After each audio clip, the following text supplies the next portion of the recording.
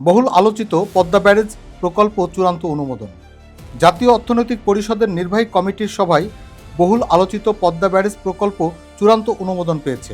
প্রকল্পটির প্রস্তাবিত মোট ব্যয় ধরা হয়েছে 33,474 কোটি 45 লাখ টাকা। বুধবার সচিবালয়ে মন্ত্রিসভা কক্ষে অনুষ্ঠিত একনেক সভায় মোট 16টি প্রকল্প উপস্থাপন করা হয়। এর মধ্যে 11 নম্বরে ছিল পদ্মা ব্যারেজ প্রকল্প। সভায় সভাপতিত্ব করেন সরকার প্রধান তারেক রহমান। এর আগে প্রকল্পটি একাধিকবার একনেক সভায় উপস্থাপন করা হলেও অনুমোদন পাওয়া যায়নি। অন্তর্বর্তী সরকারের সময়ও এটি উপস্থাপন করা হলেও তখন অনুমোদন মেলেনি।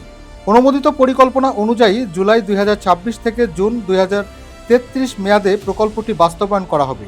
এর মাধ্যমে শুষ্ক মৌসুমে পদ্মা নদীর পানি সংরক্ষণ ও নিয়ন্ত্রণ করে স্বাদু পানির প্রবাহ ফিরিয়ে আনার লক্ষ্য নির্ধারণ করা হয়েছে। সংশ্লিষ্টরা বলছেন, প্রকল্পটি বাস্তবায়িত হলে দেশের প্রায় 37% মানুষ সরাসরি উপকৃত হবেন।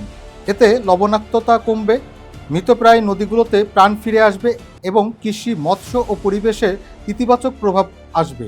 উল্লেখ্য, শুষ্ক মৌসুমে গঙ্গার পানি ভাগীরথী, হুগলি নদীতে প্রবাহ করার লক্ষ্যে 1975 সালে ভারতের ফারাক্কা ব্যারেজ নির্মাণ করা হয়। এর ফলে পদ্মা নদীর স্বাভাবিক প্রবাহ কমে যায় এবং বাংলাদেশের দক্ষিণ, পশ্চিম ও উত্তর পশ্চিমাঞ্চলের একাধিক নদী ক্ষতিগ্রস্ত হয়।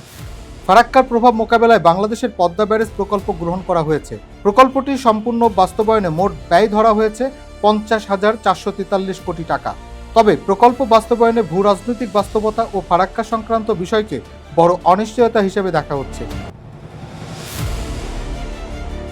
1996 সালের গঙ্গার পানি বন্টন চুক্তির মেয়াদ চলতি বছরের ডিসেম্বরে শেষ হচ্ছে। সংশ্লিষ্টদের মতে, ফারাক্কা ব্যারেজের কারণে পদ্মা নদীর পানি প্রবাহ কমে যাওয়ায় দক্ষিণ পশ্চিমাঞ্চলের লবণাক্ততা বেড়েছে, যা কৃষি, মৎস্য, নৌ চলাচল, সুপেয় পানি সরবরাহ এবং সুন্দরবনের জীববৈচিত্র্যের ওপর নেতিবাচক প্রভাব ফেলছে। Desk report, infinity Bangla.